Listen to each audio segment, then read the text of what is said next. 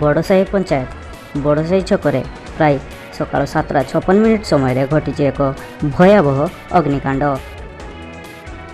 आज शनिवार 21 तारिख बड़साही छक निकटस्थ संतोष बेहेरा घर को लगी मार्केट कॉम्प्लेक्स रे थिबा सुशांत कुमार महांतो फूल घर एवं कमल जेना इलेक्ट्रोनिक्स दुकान रे शॉर्ट सर्किट कारण निया लगी बोली सूचना मिली।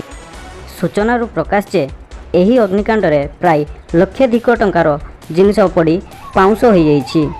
एही अग्निकांड रे सुशांत महांतर प्राय लक्षे ऊर्ध्व टंकार प्लास्टिक फूल एवं कंचा फूल नष्ट हो जाइछि। सेहीपरि कमल जेनांकर 4टी कूलर 10 ରୁ 12 कोयल कपर तार 10टी फैन एवं बहुत गुडाए इलेक्ट्रोनिक्स गुड्स नष्ट हो जाइछि।